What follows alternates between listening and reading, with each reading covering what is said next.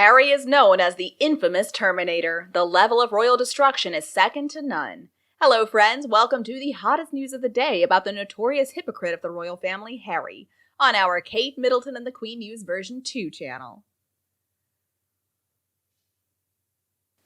I think Harry must have caused over 100 scandals recently, and that has led royal experts to officially publicly name him the notorious Terminator of the royal family. In the middle of this tension, an appraisal has been done of the destructive power that certain members of the royal family have had on the monarchy, including Charles, Harry, Diana, Camilla, Andrew, and Sarah Ferguson. For several days in a row, it was done across the UK, and the results were clear that Harry was the one who brought the most destruction to the royal family, and he actually deserves to be exterminated from the monarchy. Harry's always been a bit of a troublemaker, but he was protected and he was sheltered from his head to his toes his entire life. See, I'm afraid that Harry simply does not have what it takes to be a real royal, and in fact, I don't think he ever did. His behavior proves that. The one thing that really formed my opinion of Harry was when I read about the animal abuse, and I saw the pictures of Harry sitting on a horse that was bleeding. The way that somebody treats innocent creatures says a lot about them, and this convinced me that Harry is a terribly selfish person. Of course, he also brought Meghan into the royal family. Not exactly a wise move, but at the time the royals did end up accepting it for whatever reason. See, Harry's like that bratty kid who is deliberately flinging accusations at his family, including his grandmother, his brother, and even his father. And he's been helped a lot by his narcissistic wife. I still think it's absurd that they really believed they could get Harry's grandmother to allow them to just pick and choose how they would work as royals. So basically they wanted to get all the money without having to do any of the real work. But Her Majesty the Queen wouldn't go along with their plan, of course not. And she was backed by the two immediate heirs, Charles and William. And so the accusations from Harry and Meghan started, and they became more ugly and vicious when they didn't get their way, and they knew the royal family couldn't respond. So why does Harry want all of this conflict with the royal family? Well, the answer was pretty simple. He was just haunted by his mother's death, and he blamed the royal family for it. From the minute Harry began his life without a mother, he learned to blame the royal family for her death. And supposedly, Harry inherited Diana's beastly nature while she was still alive. Again and again, Harry has tried to take revenge on the royal family, just like his mother did only a few decades ago. Now, this foolish act of Harry made him into a notorious traitor. And it's this hatred in Harry's heart that has turned him into a villain in the eyes of royal fans.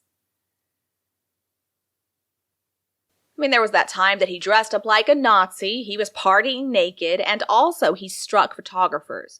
Harry also has, to put it mildly, a complicated relationship with the media. At one point, Harry would even go out drinking with the paparazzi, and then he also would agree with what would appear within the media, and now he expresses this pathological hatred for them. Harry claims that he just goes into a panic whenever he hears a camera shutter, and also this presumed fear for his life if he has to go on TV is ridiculous. Then there's also the claim that he fears for Meghan's life, and the programs with Apple about Harry's mental health where he tells lies again and again about the therapy that he's had. These really messed up recollections of Harry's childhood in spite of what he said previously. And how could we forget to mention that nasty way that he did the Oprah interview while his grandfather lay dying in the hospital? He has shown utter disrespect for his grandmother, his father, his brother, and his sister-in-law. And all of them had previously been lauded as being so important to him. He has treated all of them so poorly, and he's attempted to harm their reputations. No royal ever did something like that, and that's something no royal ever should do. No son, no cousin, no nephew, no grandson should ever do something like that to their own family members. And now Harry tries to say that he's breaking the cycle for his own alleged kids. I mean, Harry, all you have really succeeded in doing is guaranteeing that your son is going to be even more troubled than you are. The reaction from the British public was pretty harsh, and it totally destroyed the previous royal survey. A report that came out last year compared the extent of Harry and Andrew's devastation. Now, luckily for Harry at that point, his betrayal was just beginning, and many people were still being deceived by him. Andrew has been ranked #1 in the ranking of the most dangerous royal members of the British monarchy. But after more than a year, that ranking is now completely different. According to one expert, this is a toughie. Harry is certainly causing issues and headaches. Up to this point, he's been embarrassing. Now, however, he could find himself in trouble with the law. Honestly, I'm pretty disgusted by the fact he said he wanted to cooperate with the investigation, but still hasn't made himself available for questioning. If he truly didn't do anything wrong, bring a lawyer with him, sit down, answer questions, and go home. The longer he avoids answering questions, the more it looks as though he did something wrong. And some people have suggested that even though Harry and Meghan have caused so much harm to the royal family, they've also been seriously injured after each fight. But this comment was pretty much negated by dozens of very strong arguments coming from royal fans. So they say, we Brits adore our monarchy and will stand by them. Harry needs to accept that and needs to remember his uncle King Edward abdicated to be with Wallis Simpson. He was ostracized from the family and was never allowed back. Harry is doing whatever he can to try to hurt Charles. I guess he's doing it to avenge his mother's death, but let's remember that Diana was also considered to be a bit of a destroyer of the British monarchy. Royal fans are saying Harry is trying to boost Charles and Camilla's position in this Terminator poll. His memoirs wrote about their heinous crimes. However, the British people are still very alert to Harry's sleazy plot. They made their own judgments about the weak destructive power of this regal couple. To be fair, Camilla has always been the love of Charles's life. The sad thing is that all those years ago, there were just so many obstacles in their way. They just couldn't have the relationship that they wanted from the beginning.